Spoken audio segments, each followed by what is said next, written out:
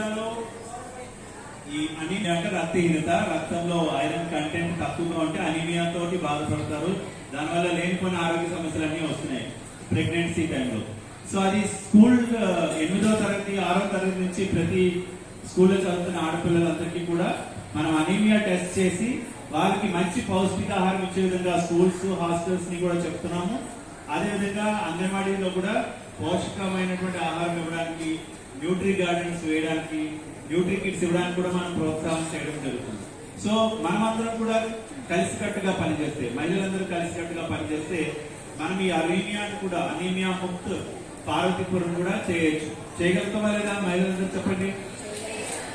So మనమందరం కూడా anaemia Mukt Parvathipuram చేసే దిశగా అందరం కూడా ప్రయాణం చేయాలి.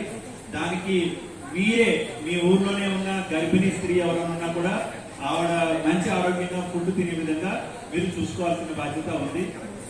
ప్రవేశపెట్టినటువంటి ఈ ONDC ప్లాట్ఫామ్ అంటే మనం చాలా ఉత్పత్తులు చేస్తున్నాం, అవి కూడా మనం ఆన్లైన్ లో పెట్టుకొని అమ్మకాలు చేయొచ్చు, కొనుగోలు కూడా చేసుకోవచ్చు.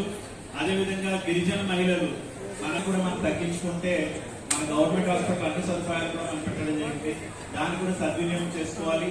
సో దీని వల్ల ఏమవుతుందంటే ఒక మంచి సమాజం ఏర్పడుతుంది. అంటే ఇంకా లింగ వివక్షత లేదంటే అసమానంగా మహిళలను చూడడం, చదివించకపోవడం, ఇలాగ నేమా చెప్తున్నట్టు ఇంకా డిస్క్రిమినేషన్ అనేది సొసైటీలో నుంచి వెళ్ళిపోవాలి. ఏ రోజైతే స్త్రీలు పురుషులతో సమానంగా అర్ధరాత్రి స్వేచ్ఛగా తిరుగుతారో ఆ రోజు మనకి స్వాతంత్రం వస్తుందని మహాత్మా గాంధీ గారు చెప్పారు.